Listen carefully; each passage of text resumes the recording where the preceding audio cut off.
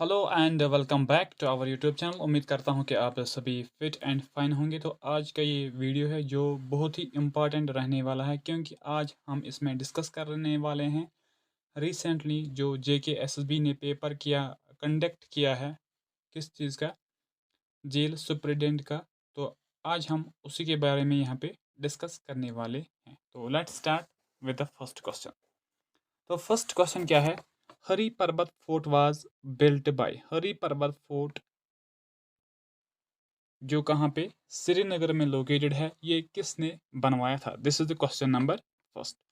And the option are emperor Humayun, Chandragupta Maurya, Chhatrapati Shivaji Maharaj and Ata Mohammad Khan. तो अगर हम यहाँ पे फर्स्ट ऑफ ऑल देखेंगे कुछ चीज़ें रिगार्डिंग द हरी पर्वत फोर्ट, तो यहाँ पे अगर हम पहले देखेंगे, इसको हम लोकली कहते हैं क्या? लोकली इसको क्या? कोही महारान। कोही महारान। तो डिटेल से ही आपका आंसर भी निकलने वाला है, ठीक है। और इसको फर्स्ट बिल्ड किया था अकबर ने। फर्स्ट टाइम इसको बिल्ड किया गया था अकबर ने 1590 में। लेकिन ऑप्शन में अकबर तो है ही नहीं, ठीक है। लेकिन जो इसका प्रेजेंट स्ट्रक्चर है उसको बनाया था अता मोहम्मद खान ने। किसने बनवाया था? अता मोहम्मद खान ने। कब? 1590 में। 1590 में, ठीक है। और इसके अलावा 1808 में एक अफगानी गवर्नर था जिसका नाम था शुजा शाह दुरानी। शुजा शाह दुरानी। उसने वहां पे क्या बनाया था? दुरानी फोर्ट। दुरानी फोर्ट, ठीक है। तो अगर हम देखेंगे कि ये एक ऐसा प्लेस है, ये एक ऐसा प्लेस है जहाँ जहाँ हमें हिंदू टेम्पल भी देखने को मिलता है, गुरुद्वारा भी देखने को मिलता है, and A Holi Muslim shrine, Makhdoom साहब का श्राइन भी हमें वहाँ पे देखने को मिलता है। और जब अकबर ने 1665 में यहाँ पे विजिट किया था, जम्मू एंड कश्मीर में विजिट किया था, तो उस टाइम वो रिसाइडिंग पैलेस जो था वो यही हरी पर्वत फोर्ट था। डैट मीन्स कि औरंगजेब ने भी यहाँ पे क्या रेस्ट किया है, वो यहाँ पे बैठा था, ठीक है। राइट, चलते हैं आगे नेक्स्ट क्वेश्चन पे। तो guys I hope if you are new to our channel, first of all you will do the subscribe and then you will share the video with your friends, ठीक है। Right, the next is name the governor general who abolished the sati in 1829। वो कौन सा governor general of India था जिसने abolish किया था क्या? सती। सती किसने अबॉलिश की थी? तो वो अबॉलिश की थी लॉर्ड विलियम बेनेडिक्ट ने। और वो कौन सा, क्वेश्चन में भी ये भी पूछा जा सकता है कि वो कौन सा इंडियन था जिसने हेल्प की थी किसको? लॉर्ड विलियम बेनेडिक्ट को। डेट वाज द राजा राम मोहन राय। राजा राम मोहन राय, ठीक है। और इसी लॉर्ड विलियम बेनेडिक्ट के टाइम पे इंडिया में इंट्रोड्यूस की गई थी कौन सी लैंग्वेज? इंग्लिश लैंग्वेज यहाँ पे इंट्रोड्यूस की थी। किसकी रिकमेंडेशन थी? Lord Macaulay. लॉर्ड मैकॉले की रिकमेंडेशन पे, ठीक है। राइट, चलते हैं आगे नेक्स्ट क्वेश्चन पे। तो क्या है हमारा नेक्स्ट क्वेश्चन? नेक्स्ट इज, तो क्या है next question? Next is during the rule of which dynasty Muslim saint started to coming Jammu. उस टाइम पे जम्मू में कौन सी डायनास्टी रूल कर रही थी जब मुस्लिम सेंट्स ने जम्मू आना शुरू किया था? और जो फर्स्ट मुस्लिम सेंट था डेट वाज पीर रोशन शाह वली। पीर रोशन शाह वली, ठीक है, जिसका होली श्रेन हमें देखने में मिलता है कहाँ पे? गुम्मत। गुम्मत कहाँ पे? जम्मू में जो लोकेटेड है। और ये किस डायनास्टी में आया था? That is the Dar dynasty. Option number A will be the correct answer. और ये जो दार डायनास्टी थी, this dynasty was founded by Suraj Dar. Suraj दार। और कब फाउंड की थी? 430 AD में। और इस डायनास्टी ने रूल किया था 810 AD तक। ठीक है, तो करेक्ट आंसर क्या होगा? Option number A will be the correct answer. ठीक है, चलते हैं आगे नेक्स्ट क्वेश्चन पे।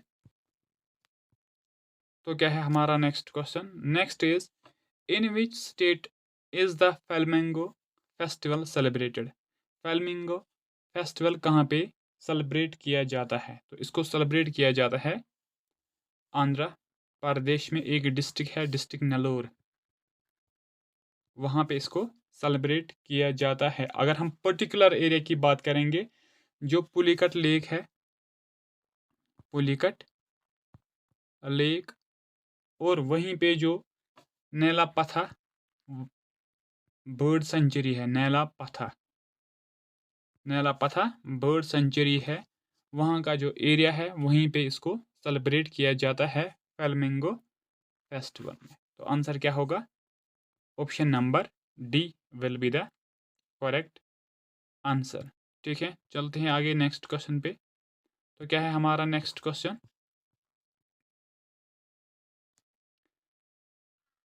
नेक्स्ट इज, क्या है नेक्स्ट क्वेश्चन बताओ? Next is to which are the following neighbour country India had ceded Katchatheevu island in 1974? Katchatheevu island India ने किस नेबरिंग कंट्री को दिया है? बताओ।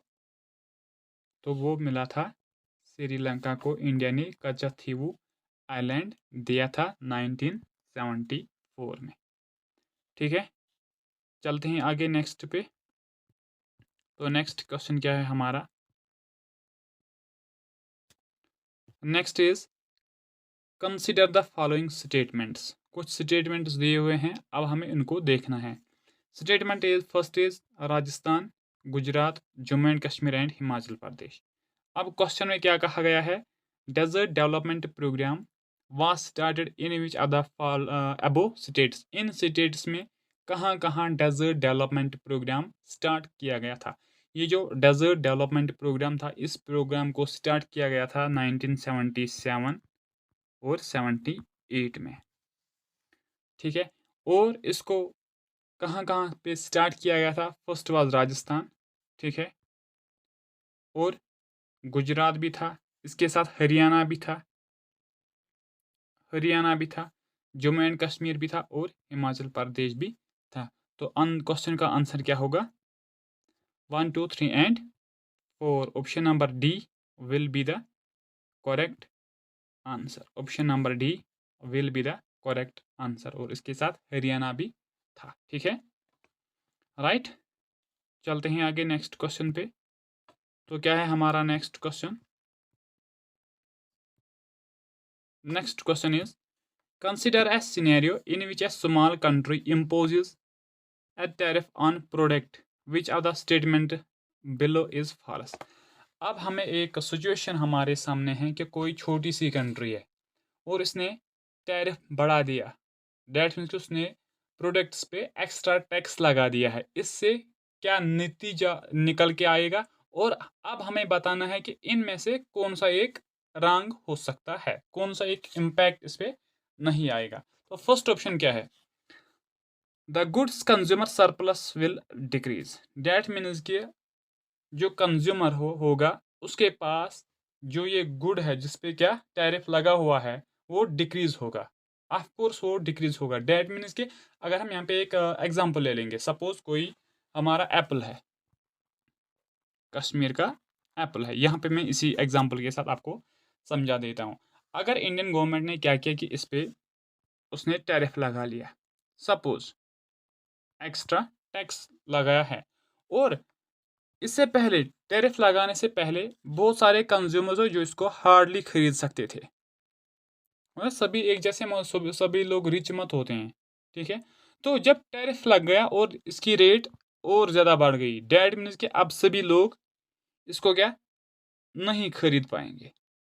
अब सभी लोग इसको नहीं खरीद पाएंगे, तो इसका मतलब क्या है कि कंज्यूमर के पास जितनी उसकी लेवल है खरीदने की वो अब डिक्रीज हो गई है। जब डिक्रीज हो गई है डैट मीन्स कि वो अब ज़्यादा खरीद नहीं पाएगा, उसके पास अब सरप्लस डिक्रीज हो जाएगा। तो फर्स्ट ऑप्शन इज करेक्ट।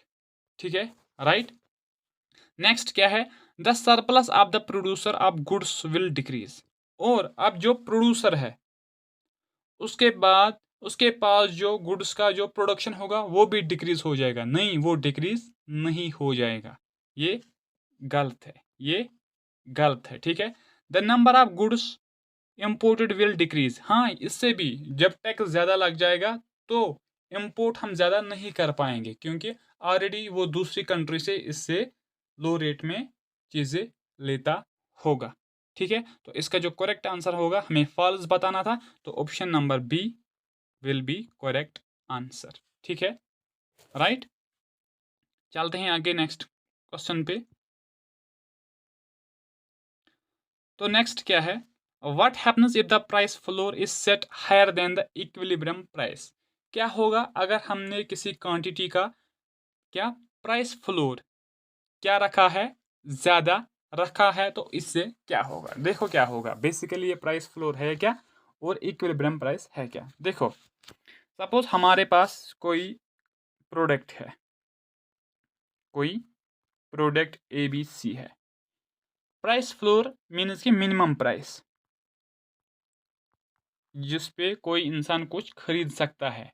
ठीक है, राइट। MRP प्राइस हम कहेंगे इसको। ठीक है, और इक्विलिब्रियम प्राइस क्या होता है, जो प्राइस डिमांड कर देता है एक कस्टमर किसी चीज़ का क्या प्राइस डिमांड करता है, तो उसको कहते हैं हम इक्विलिब्रियम प्राइस। ठीक है, और ये जो प्राइस फ्लोर होता है ये फिक्स होता है, ये फिक्स होता है। नाउ द क्वेश्चन इज, अगर इक्विलिब्रियम प्राइस लो रखा जाएगा एंड प्राइस फ्लोर हाई रखा जाएगा। सपोज कोई प्रोडक्ट है, हम इसको पहले बेचते थे 20 रुपए में, हम इसका जो प्राइस फ्लोर था वो 20 रुपए था और इक्विलिब्रियम प्राइस था 18 रुपीज़। इक्विलिब्रियम प्राइस था 18 रुपीज़। लेकिन अब ये सिचुएशन हो गई कि प्राइस फ्लोर जो वो 30 हो गया और इक्विलिब्रियम क्या हो गया 20 रुपीज़। इसे क्या हो जाएगा कि इसकी सप्लाई ज़्यादा इंक्रीज होगी, सप्लाई सरप्लस हो जाएगी। तो option number C will be correct answer, क्योंकि लोगों को जब ज़्यादा मिल जाएगा जिससे रिजल्ट ये निकल के आएगा, लोग ज़्यादा से ज़्यादा उस चीज़ को की प्रोडक्शन करेंगे। जब प्रोडक्शन करेंगे then supply will automatically raise, तो सरप्लस हो जाएगा। ठीक है, राइट। चलते हैं आगे नेक्स्ट क्वेश्चन पे। तो क्या है हमारा next question, next question is the पायरी काउबर्टन। इसको आप अपने हिसाब से भी प्रोनाउंस कर सकते हैं। Pierre de Coubertin medal is awarded for the excellence in which field. ये जो मेडल है इसको किस फील्ड में दिया जाता है, तो इसको सपोर्ट्स के फील्ड में दिया जाता है। और वो कौन सी ऑर्गेनाइजेशन है जो इस मेडल को देती है, that is the International Olympic Committee, IOC, International Olympic Committee. और ये इंटरनेशनल ओलंपिक कमेटी कब फाउंड की गई थी, 1894 में। और इसका हेड क्वार्टर कहाँ पे हमें देखने को मिलता है, लाउशाने स्विट्जरलैंड, लाउशाने स्विट्जरलैंड में हमें इसका स्विट्जरलैंड में देखने को मिलता है। तो आंसर क्या होगा, सपोर्ट्स। ठीक है, राइट। चलते हैं आगे नेक्स्ट क्वेश्चन पे। तो क्या है हमारा next question, next is in which year kabaddi was introduced for the first time in the national games of India. First time में कबड्डी को नेशनल गेम्स में कब इंट्रोड्यूस किया गया था, तो इसको इंट्रोड्यूस किया गया था 1938 में। तो option number B will be the correct answer. ठीक है, राइट। चलते हैं आगे नेक्स्ट क्वेश्चन पे। नेक्स्ट क्या है, what is the relation between mass and wavelength of any matter as per Broglie's और रिलेशन, ब्रोगलीज और रिलेशन। अब हमें बतानी है कि रिलेशन क्या है बिटवीन मास एंड वेवलेंथ किसी मैटर की, किसी चीज़ की एज पर ब्रोगलीज रिलेशन के हिसाब से मास और वेवलेंथ में क्या रिलेशन है। तो वहाँ पे रिलेशन है, कौन से रिलेशन है वहाँ पे बताओ। इनवर्सली प्रोपोर्शनल रिलेशनशिप है इनके बीच में। डेट मीन्स अगर मास इंक्रीज हो जाएगा तो वेवलेंथ डिक्रीज हो जाएगी, अगर वेवलेंथ इंक्रीज हो जाएगी तो मास डिक्रीज हो जाएगा। इनवर्स रिलेशनशिप है आपस में अकॉर्डिंग टू ब्रोगलीज रिलेशन। ठीक है, राइट। चलते हैं आगे नेक्स्ट पे। नेक्स्ट क्या है, osteocytes are found in. Osteocytes है क्या, ये बोन के साथ रिलेटेड है। ठीक है, और स्टडी ऑफ बोन्स को हम क्या कहते हैं, ओस्टियोलॉजी। ओस्टियोलॉजी। अच्छा, आप में से कोई मुझे बता सकता है कि hardest bone of human body, hardest bone of human body कौन सी है। दैट इज अ फीमर, जिसको हम थाई बोन बोलते हैं, thigh bone. And this bone is also longest bone of human body, femur longest bone of human body. ठीक है, right. चलते हैं आगे नेक्स्ट पे। तो नेक्स्ट क्वेश्चन क्या है हमारा, next is are the sequence of steps followed in educational research. Educational research में किस तरह के स्टेप्स, कौन कौन सा स्टेप होता है और किस प्लेस पे, क्या चाहे वो स्टेप 1 है, स्टेप 2 है या स्टेप 3 है, किस स्टेप पे वो उसकी प्लेस है, अब हमें वही बताना है। तो first is selection of research problem. तो फर्स्ट स्टेप जो हमें देखना है, पहले हमें फिक्स करना है कि प्रॉब्लम क्या है, आइडेंटिफाई करनी है प्रॉब्लम क्या है जिस पे हमें रिसर्च करनी है। तो फर्स्ट पे आएगा ऑप्शन नंबर 1। ठीक है, तो डी तो कैंसिल हो ही जाएगा। ठीक है, देन प्रॉब्लम आइडेंटिफाई करने के बाद हमें देखना है कि अब कौन सी मेथड हम यूज करेंगे। That mean selection of research method. अब हमें सिलेक्ट क्या करनी है, रिसर्च मेथड, कौन सी मेथड हम अडॉप्ट करेंगे। ठीक है, किसको, इस चीज को हल करने के लिए। तो सेकंड पे होगा 2, तो ये भी कैंसिल हो जाएगा, ये भी कैंसिल हो जाएगा। Option number A will be the correct answer. Then formulation of research question, और जब हम मेथड भी अब हमने देखा, पहले हमने पॉइंट आउट किया है कि प्रॉब्लम क्या है, देन हमने सिलेक्ट किया है किस तरह की रिसर्च हमें करनी है, कैसे करनी है, देन हमें क्वेश्चन फॉर्मुलेट करने हैं रिगार्डिंग दिस प्रॉब्लम, और फिर हमें डेटा कलेक्ट करना है, और फाइनल में हमें रिपोर्ट बनाना है और रिजल्ट शो करना है। तो option number B will be the correct answer. ठीक है, राइट। चलते हैं आगे नेक्स्ट क्वेश्चन पे। तो क्या है हमारा next question, next is research can be conducted by a person हो। रिसर्च कौन सा बंदा कर सकता है, कौन सा इंसान रिसर्च करने के काबिल है। तो वही बंदा कर सकता है जिसकी थिंकिंग एंड रीजनिंग एबिलिटी ज़्यादा हो, क्योंकि रिसर्च में ये ज़्यादा ज़रूरत आने वाली चीज़ें हैं। क्या क्या, थिंकिंग एंड रीजनिंग एबिलिटी।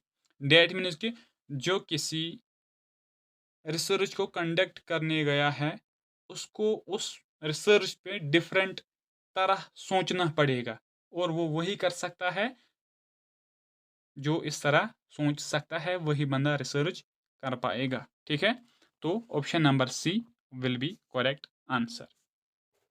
ठीक है, चलते हैं नेक्स्ट क्वेश्चन पे। तो क्या है हमारा next question, next is he is a recipient of प्रधानमंत्री राष्ट्रीय बाल पुरस्कार award in the field of art and culture. इनमें से कौन सा एक बंदा है जिसको मिला है प्रधानमंत्री राष्ट्रीय बाल पुरस्कार अवार्ड, किसको मिला था आर्ट एंड कल्चर के लिए। तो वो मिला था इशफाक हामिद को। इशफाक हामिद को ये मिला था 2024 का। ठीक है, जो फरवरी में दिया जाता है, राइट, चलते हैं आगे नेक्स्ट पे।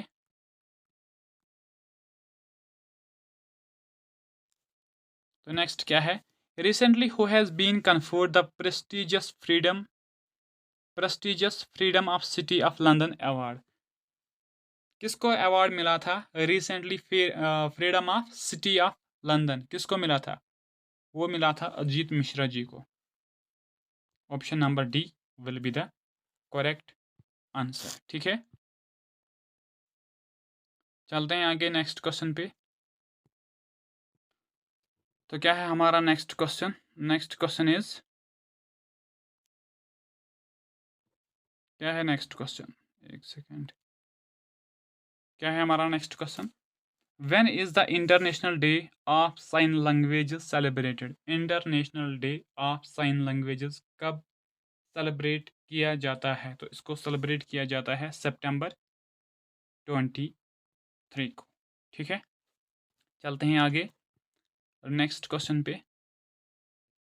तो नेक्स्ट क्या है, India launched the net zero innovation virtual centre with which country?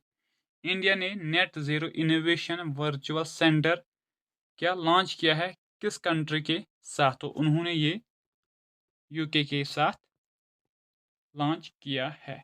तो बेसिकली ये एक जॉइंट इनिशिएटिव है, ये नेट ज़ीरो ये जॉइंट इनिशिएटिव है इंडिया और किसके बीच? यूके के बीच। किस चीज़ के लिए? टू एनहेंस, किस चीज़ के लिए? To enhance their cooperation in the field of science and technology, especially climate change और क्या, एनवायरमेंटल इश्यूज। तो इन्हीं चीज़ों के साथ गौर फिक्र करने के लिए ये नेट ज़ीरो इनोवेशन लॉन्च किया गया है, इंडिया और यूके ने आपस में ये लॉन्च किया है। ठीक है, चलते हैं आगे नेक्स्ट पे। नेक्स्ट क्या है, द नॉर्थ इंडियाज लार्जेस्ट जू जाम्बू जू इज सिचुएटेड इन?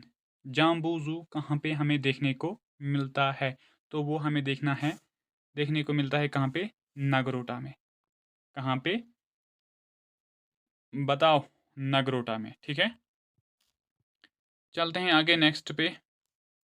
तो क्या है हमारा next question? Next is, which company has launched the first made in India helmet to meet Europe's ECE 22.06 standard?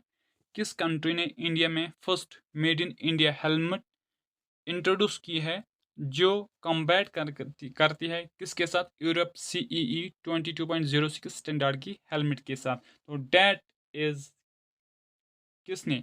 Steel bird ने।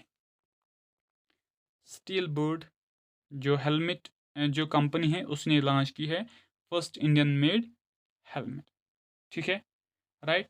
तो friends, this was all about today's class. I hope you will do the subscribe and then you will share the video with your friends. So thank you so much. Thank you.